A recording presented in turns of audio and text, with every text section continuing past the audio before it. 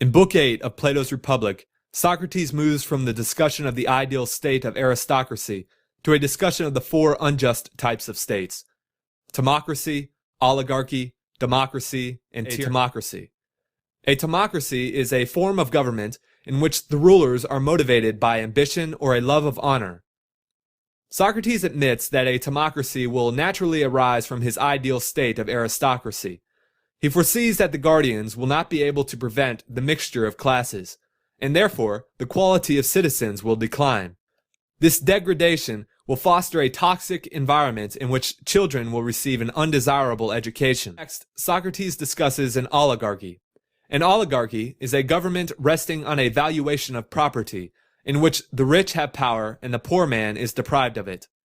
There is a natural transition from a timocracy to an mass of the citizens become lovers of money, and so they grow richer and richer, and the more they think of making a fortune, the less they think of virtue. Besides the citizens' disregard for virtue, the problems of vagrants in this class are those who in their old age end as paupers. Of the stingers come all the criminal class. Clearly then, whenever you see paupers in a state, somewhere in that neighborhood there are hidden away thieves and cut-purses and robbers of temples and all sorts of malefactors. The existence of such persons is to be attributed to want of education, ill training, and an evil constitution of the state. Socrates now moves the conversation to the topic of democracy. A democracy is a system of government by the whole population, or all the eligible members of a state. A democracy, according to Socrates, naturally arises from an oligarchy. The rulers of an oligarchy comes into being after the poor have conquered their opponents, slaughtering some and banishing some, while to the remainder they give an equal share of freedom and power. This seems to be a just and desirable form of government. The citizens are free and may order their lives as they please. But this same freedom is the downfall of democracy. Once men have tasted freedom, they will gradually be unable to tolerate any type of authority.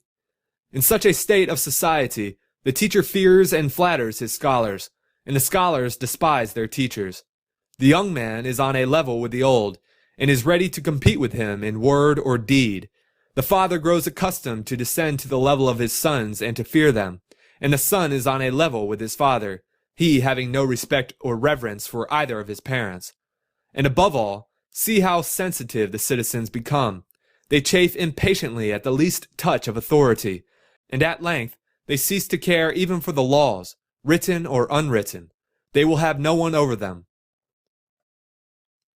Finally, Socrates examines tyranny. Tyranny is rule by one who has absolute power. A tyranny emerges from a democracy when a clever demagogue exploits the citizens' fear of an oligarchy. A tyrant assumes power by promising the citizens of a democracy that he will evenly distribute wealth and land to everyone. Society will be classless, and everyone will enjoy the abundant goods of life. However, once a tyrant gains rule of the population, he consolidates his position by eliminating all citizens who pose a threat to him.